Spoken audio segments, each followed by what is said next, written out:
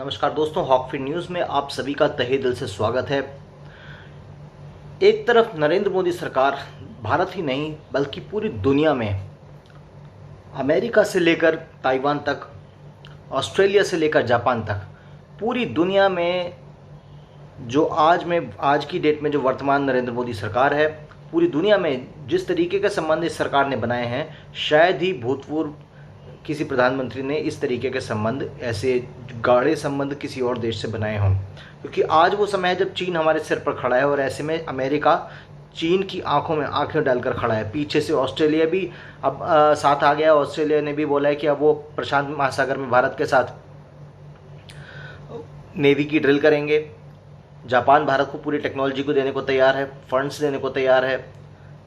ऐसे में भी राहुल गांधी यानी कि पप्पू बाबा को चैन नहीं है। पप्पू पता नहीं कहाँ का क्या, मेरे ख्याल से नारकोटिक्स कंट्रोल ब्यूरो को अब पप्पू की जांच करनी चाहिए, क्योंकि पप्पू जब बात करता है तो ऐसा लगता है कि कुछ ना कुछ लेकर बैठा है। तो कांग्रेस लीडर आपको बता देते हैं कि पप्पू गांधी अब तो ये कहेंगे कि पहले कांग्रेस के पूर्व अध्यक्ष थे, क्योंकि अच्छे पूर्व हैं या अध्यक्ष हैं ये भी कहना बड़ा मुश्किल है, क्योंकि कभी ये मतलब कांग्रेस में कुछ जो दिखता है वो है नहीं, जो है वो दिखता नहीं है। बहरहाल दोस्तों, सबसे पहले राहुल गांधी ने जिस तरीके की बात भारत की वर्तमान सरकार के बारे में कही है, और जो बातें कही हैं, केवल जब ऐसा करते हैं राहुल, केवल सरकार की नहीं, राहुल इस पूरे देश की बुराई कर रहे हैं। भारत देश की जो छवि को है उसको राहुल गांधी पूरी दुनिया में ख़राब कर रहे हैं, क्योंकि सुबह उठ के ये तो पढ़ते हैं चंपक और उसके बाद जो इनके दिमाग में आता है वो बकना शुरू कर देते हैं। तो दोस्तों, सबसे पहले कॉमेंट में आज राहुल गांधी को आज आप उसकी क्लास लगाएं और आप बताएं कि राहुल गांधी के साथ क्या किया जाना चाहिए, क्योंकि ये वो व्यक्ति है जो इस देश की नाक कटवाने में कहीं से भी कोई कमी नहीं छोड़ रहा है। इसके बाप दादे परदादे उन्होंने भी इस देश की नाक कटवाई और आज ये भी इसकी देश की नाक कटवा रहा है।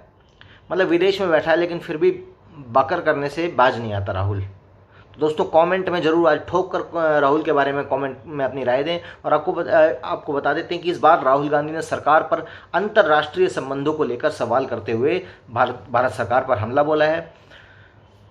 और इन्होंने इस बार ट्विटर के जरिए एक बार फिर से सरकार पर निशाना साधते हुए ये कहा कि भारत सरकार जो है अंतर्राष्ट्रीय संबंधों को खराब कर रही है। राहुल ने ये भी बताया कि बांग्लादेश के साथ भारत के संबंधों से जुड़ी एक खबर को लेकर आरोप लगाया कि केंद्र की भाजपा सरकार ने विभिन्न देशों के साथ रिश्तों के उस ताने बाने को खराब कर दिया जो कांग्रेस की सरकार ने दशकों में बनाया था। उल्लू के पट्टा, तुमने रिश्ते भी तो ऐसे चपड़गंजुओं से बनाए थे।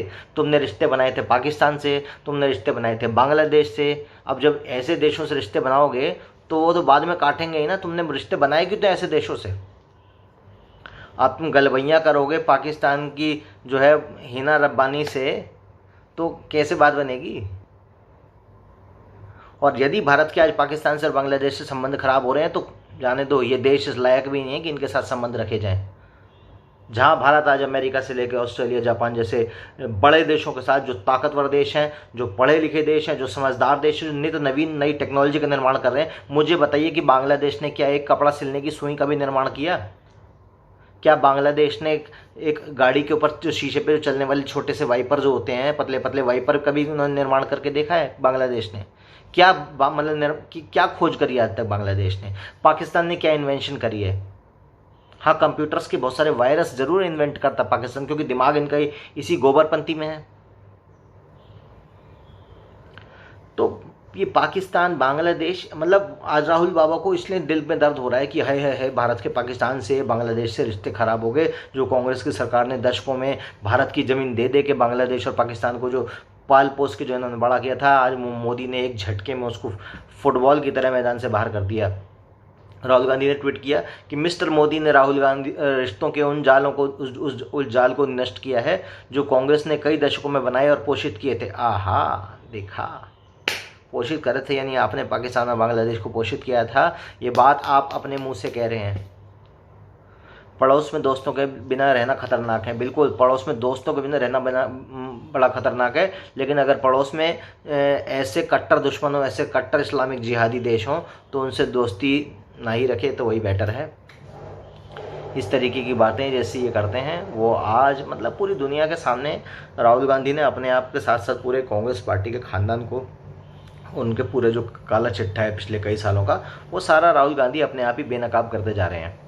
अभी राहुल गांधी ने क्या किया कि द इकोनॉमिस्ट पत्रिका की जो उन्होंने एक खबर साझा करी है उसमें दावा किया है कि बांग्लादेश के साथ भारत का जो रिश्ता है वो पहले से कमज़ोर हो गया, जबकि चीन और बांग्लादेश के बीच रिश्ते मजबूत हुए हैं। तो बांग्लादेश पे तो पहले से भी कभी कोई रिलायबिलिटी थी ही नहीं। जिस बांग्लादेश को हमने आज़ाद कराया, आपकी दादी अम्मा ने आज़ाद कराया था ना बांग्लादेश को। पहले उसे ईस्ट पाकिस्तान कहा जाता है। राहुल गांधी, आपको मालूम भी नहीं होगा शायद, क्योंकि आप तो धतूरा पेल के पड़े रहते हो। तो ईस्ट पाकिस्तान को जब हमने बांग्लादेश बनवाया तो उसके बाद भी क्या हुआ, पहले वो बात करते थे आमी बांग्ला पहले मुस्लिम बाद में, लेकिन क्या हुआ, जैसे ही बांग्लादेश बना बोले पहले आमी मुस्लिम पहले बांग्ला बाद में। उन्होंने तुरंत बांग्लादेश के अंदर रहने वाले जो हिंदू थे उनके या तो मारना शुरू कर दिया, उनको वहाँ से भगाना शुरू कर दिया। तो मुसलमान ना पहले बंगाली होता है, ना बिहारी होता है, ना पाकिस्तानी होता है, मुसलमान सबसे पहले और आखिर तक केवल मुसलमान होता है। और आपने इन मुस्लिम देशों को जिस तरीके से इनका पोषण किया है, उसका जहर आज जिस तरीके से हिंदुओं को पीना पड़ा है वो हम अच्छी तरह से जानते हैं। बांग्लादेश से बांग्लादेशी तो यहाँ छुप छुप कर भाग भाग के आते हैं और इस देश के अंदर आज व्यवसाय भी चला रहे हैं। आज आप दिल्ली एनसीआर में देखिए तो 70% से ज़्यादा जो काम वाली बाइयाँ हैं वो बांग्लादेशी हैं। वो हाथ में कंगन और यहाँ माथे पे चूड़ी बिंदी लगा कर आती हैं, लेकिन वो सभी जो हैं वो जाहिल बांग्लादेशी हैं। बच के रहिएगा दोस्तों। ये सब राहुल और इनकी दादी जी जो हैं थी ना, Indira Gandhi, iron lady of India, घंटा आयरन लेडी ऑफ इंडिया, बर्बाद करके रख दिया देश को राहुल के परिवार ने। और ये आरोप लगाते हैं तत्कालीन इस समय जो सरकार है, इस समय वर्तमान सरकार पे ये आरोप लगा रहे हैं कि आपने पड़ोसी देशों से संबंध खराब कर दिए। अरे हमारे पड़ोस में तो देश ही ऐसे नीच हैं। हिंदुस्तान की बस एक ही बदकिस्मती है कि इसको पड़ोस बहुत गंदा मिला है। होता है ना, कई बार आप भी या आपके जानने में भी कुछ ऐसे शरीफ लोग होंगे जो स्वयं तो बड़े शरीफ होंगे, लेकिन उनके आसपास ऐसा गंदा माहौल होगा कि आप लोग भी अपने उन पड़ोसियों, अपने उन रिश्तेदारों से मिलने नहीं जाते होंगे कि यार वो जहाँ रहते हैं जिस जगह पे, यार वो जगह अच्छी नहीं है, कहते हैं ना। तो वही वाली हालत है। तो भारत देश तो बहुत अच्छा है, भारत में कोई कमी नहीं है, लेकिन इस देश को पड़ोस इतना गंदा मिला है, जैसे चीन कह लें, जैसे पाकिस्तान कह लें, बांग्लादेश कह लें। श्रीलंका ने भी एक समय तक बहुत दांत दिखाए। आज श्रीलंका भारत के साथ मिलकर चलने की कोशिश कर रहा है। नेपाल शुरू से भारत का मित्र रहा है, एक हिंदू देश रहा है, लेकिन आज देखिए जब से वामपंथी सरकार नेपाल में आई, आज नेपाल भी भारत को काट के दौड़ कर काटने को राजी हो रहा। लेकिन ये जितने छुटकू है ना भारत के आसपास, हमारी पैरा स्पेशल फोर्सेस ने जब सर्जिकल स्ट्राइक करी थी ना, तो दूर दूर तक इसके जो ट्रेमर्स होते हैं ना, ट्रेमर्स जो खलबली होती है ज़मीन के अंदर, वो बहुत दूर दूर तक फील करी गई थी। तो ज़्यादा समय नहीं है इस चीज़ में। अब ज़्यादा दोबारा बखेती करेगा भारत का कोई पड़ोसी देश तो हम फिर ठोकेंगे उसे। हमने म्यांमार के अंदर जाकर सर्जिकल स्ट्राइक करी, यानी हमने विदेशी धरती तक पे सर्जिकल स्ट्राइक करी है। NSCNIM यानी जो nationalist socialist council of Nagaland है, ये बेसिकली ऐसा कोई संस्था नहीं है, नाम संस्था जैसा है, लेकिन ये एक आतंकवादी संगठन है जो कि ईसाइयों को यानी क्रिश्चियंस का टेररिस्ट ऑर्गेनाइजेशन है, जो लोगों को बंदूक के दम पे भारत के अंदर ईसाई बनाते हैं, क्रिश्चियन बनाते हैं।